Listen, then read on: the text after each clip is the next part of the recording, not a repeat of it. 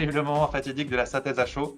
Euh, Exercice pas forcément simple parce qu'on a quand même évoqué un certain nombre de questionnements, mais quand même facilité par le fait qu'il y avait une relative convergence, je trouve, parmi les intervenants autour des questions posées sur l'utilité ou pas des outils, la plus-value apportée aux éleveurs. Mais bon, Luc, vous allez nous dire ça. Je vous vois dominer de la tête, et tant mieux. Je l'ai rappelé, Christian Germain, professeur titulaire de la chaire agrotique, et je vous présente donc Luc Mounier, qui est professeur à Vetagro Sup et qui est directeur des formations et responsable de la chaire bien-être animal. On commence par vous, Luc, ou Christian, comment vous êtes organisé? C'est Christian qui Voilà. commence. Allez, c'est parti. J'entame, mais on va beaucoup dialoguer tous les deux. Oui, donc je crois on a pu voir, et on va pas faire une reprise de tout ce qui a été dit, sinon on est reparti pour un paquet d'heures. Mais on a pu tous voir qu'il y a de nombreuses applications. Il y a vraiment des technologies très variées en matière de capteurs, de méthodes, qui font qu'aujourd'hui, le numérique et le bien-être dans l'élevage sont des sujets d'actualité qui sont tout à fait complémentaires. Cette complémentarité, elle est très prometteuse au vu des nombreuses solutions qu'on a pu voir, et également au niveau des 250 participants à peu près qu'on a dû voir. Enfin, tu diras, Pierre, hein, mais qu'on a vu en pic lors de ce séminaire qui montre aussi une certaine forme de succès. Voilà. Alors, côté bien-être animal, Luc, qu'est-ce que tu peux rajouter? Alors effectivement, hein, la complémentarité, elle semble extrêmement prometteuse, mais c'est nécessaire pour ces nouvelles technologies, tous ces outils qui sont mis en place, d'étudier leur application en élevage. On a vu que ça posait quand même à la fois plein d'avantages et à la fois plein de questionnements qu'il fallait prendre en considération. Alors avant de rentrer dans le détail, je tiens à dire ce que j'avais dit dans le chat. Je félicite les intervenants pour la qualité de leur présentation. Et quand j'ai accepté de faire la synthèse auprès de Nathalie, je ne pensais pas qu'il y aurait autant de données intéressantes qu'il faudrait synthétiser. Toujours est-il que ce qu'on a vu aujourd'hui, c'est que les outils, il faut qu'ils soient utilisés à bon escient et qu'il y a un certain nombre d'aspects, de limites qu'il faut prendre en considération et qu'il faut étudier avant d'utiliser ces outils sur le terrain. Alors, avec Christian, on a globalement fait trois grandes parties, des questionnements autour de l'outil numérique, des questionnements autour de l'éleveur, la relation humain-animal par l'intermédiaire de l'outil, et des questions qui étaient autour de l'éthique. Donc ça, c'est les trois grandes parties qu'on va essayer d'aborder au cours de cette synthèse. Alors pour la question de l'outil, quand on parle bien-être animal, on l'a vu avec notamment l'intervention d'Isabelle ou de Dorothée ce matin, ou les autres interventions, la nécessité d'avoir une validation des indicateurs, parce qu'on peut avoir beaucoup de données. Il faut que ces indicateurs ils soient déjà validés d'un point de vue biologique et bien-être de l'animal. De la même manière pour les seuils, parce que les seuils vont être extrêmement importants et on peut faire tout dire et rien dire à des indicateurs numériques. Donc, il faut que ça soit relié à la biologie et au bien-être de l'animal. Et donc là se pose aussi la question de la spécificité de l'indicateur, de sa sensibilité, des éléments qu'a rappelé Raphaël tout à l'heure. On a vu que spécifiquement aussi par rapport au bien-être animal, il y avait la nécessité d'avoir soit plusieurs outils, parce qu'il a été rappelé que le bien-être était multicomposant, multicritère, donc il faut une multitude d'outils ou un outil qui soit complet pour vraiment avoir une intégration au niveau du bien-être de l'animal et pas uniquement au niveau de l'alimentation ou au niveau de la boiterie ou au niveau du comportement social. Donc ça va nécessiter beaucoup d'outils ou un outil complet et une intégration qui là aussi vont nécessiter d'avoir des questionnements scientifiques et vont poser des questions, des problématiques de multitude de l'outil. Et puis enfin, pour le bien-être animal, le dernier point qui m'a semblé extrêmement important par rapport à l'outil, c'est que de toute façon, il faudra passer par de la formation, que ce soit de la formation au bien-être animal, pour savoir ce qu'on mesure et comment on le mesure, et de la formation à l'outil. Parce que Étienne Fourmont l'a dit, il n'utilise que 20% de ces données, et donc il faut bien savoir quelles sont les bonnes, quelles sont celles qui sont pertinentes au regard du bien-être animal. Donc la question de l'outil est vraiment importante pour le bien-être animal et pour les aspects numériques. C'est Christian qui va enchaîner. Oui, mais je vais pas mal paraphraser finalement parce que on retrouve finalement d'un point de vue numérique ce foisonnement de technologies et de solutions que j'évoquais tout à l'heure pose des questions de maturité technologique, pose des questions de robustesse qui ont été évoquées aussi, pose des questions de validation ou de rentabilité. Mais ces questions-là, c'est un marronnier dans la chaire agrotique. C'est-à-dire que transposer ça en production végétale, on a exactement les mêmes problèmes de foisonnement, de maturité, de robustesse, de validation et on essaie de trouver des solutions d'accompagnement. à travers la chair. Sur le foisonnement des données également qu'on a évoqué et les problèmes de seuil, de comment déterminer, comment les interpréter, il y a aussi un aspect un peu numérique, c'est qu'il faut aussi trouver les bonnes formes et les bonnes infographies, les bonnes formulations pour pouvoir aussi les rendre digestibles et exploitables rapidement. Et donc, il y a des problèmes d'interface utilisateur et d'ergonomie qu'il faut aussi régler. Ça a été montré assez bien, je pense, ce matin à travers l'exposé de New Medria. Et puis, tu as évoqué, Luc, le fait qu'il y ait soit une solution, soit qu'il y en ait plusieurs qui soient complémentaires. Et d'un point de vue numérique, nous, ça pose toujours aussi la question de l'interopérabilité de ces solutions. Ça a été aussi évoqué dans la journée.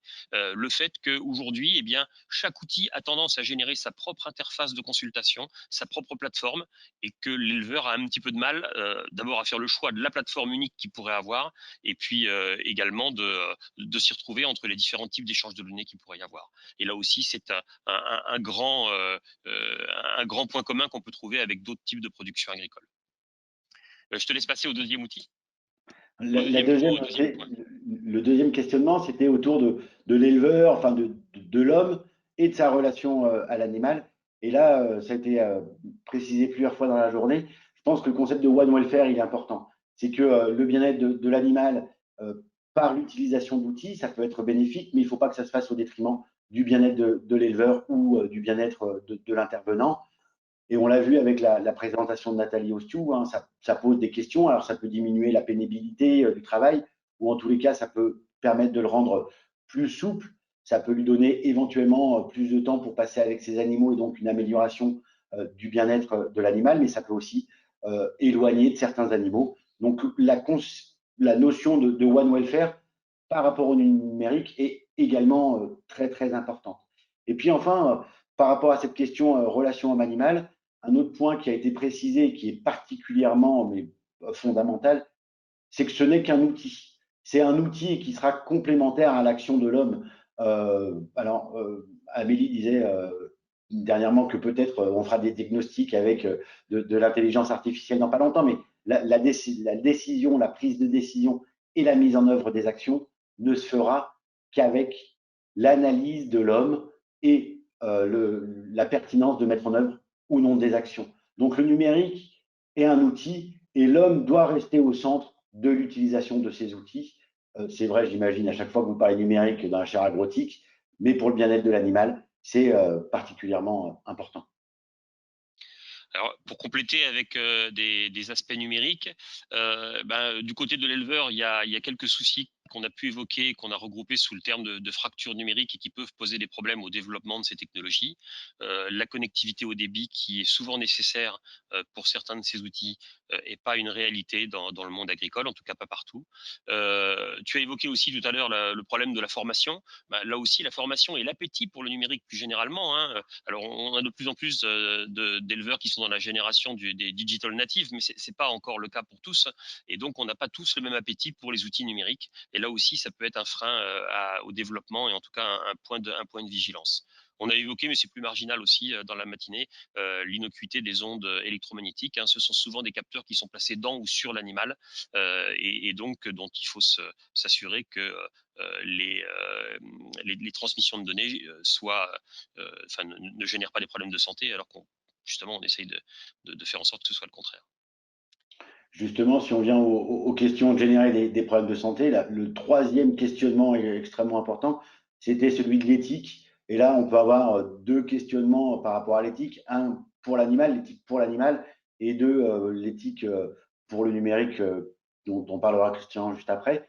Si on prend pour l'animal, alors là, Raphaël nous a fait une présentation exhaustive et très intéressante.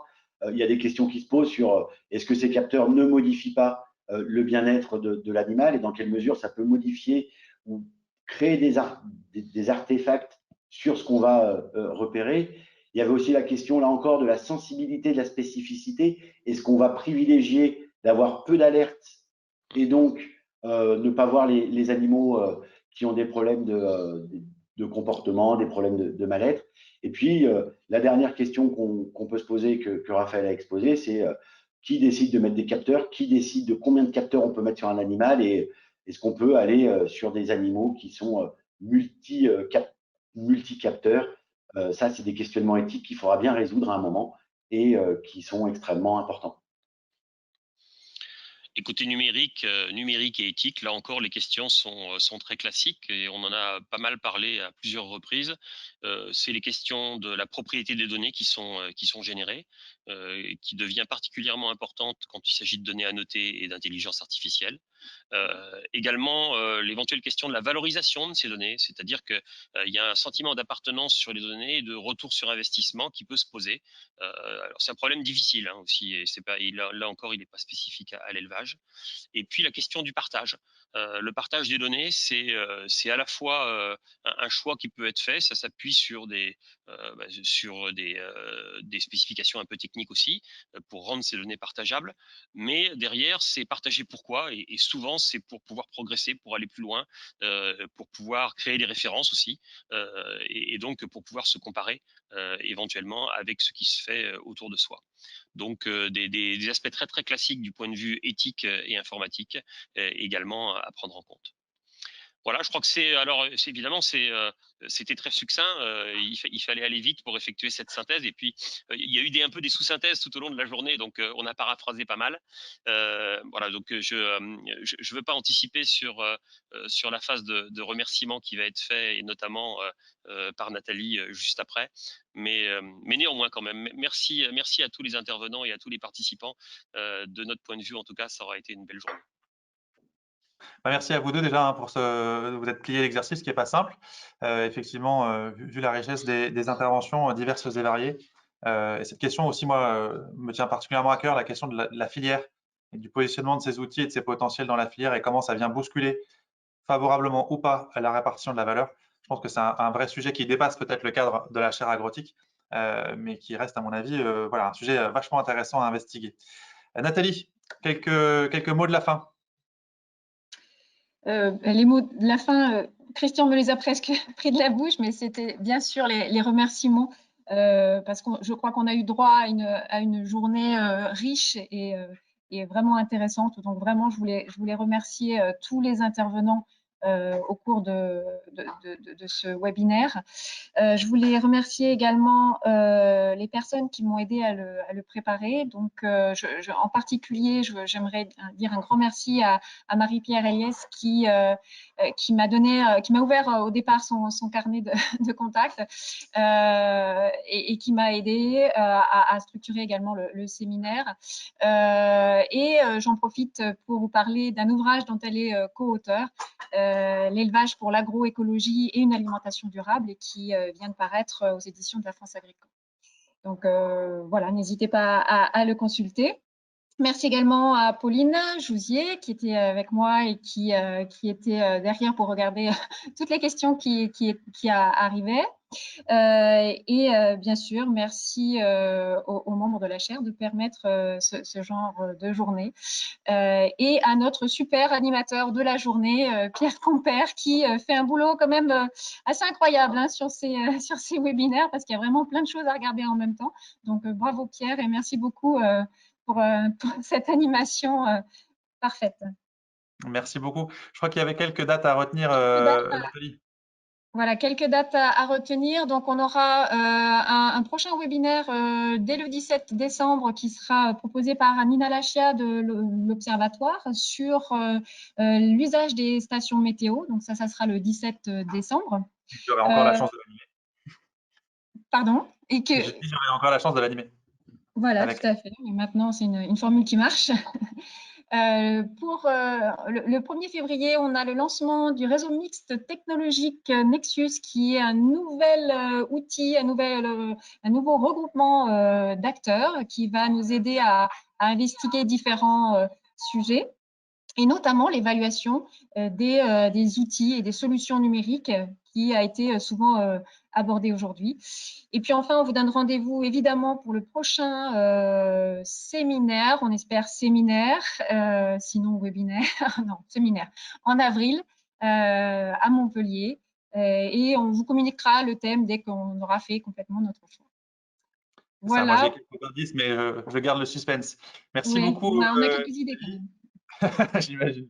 Ouais, merci beaucoup. Merci pour votre confiance également, parce que c'est voilà, c'est toujours un plaisir d'animer ces webinaires. J'apprends plein de choses.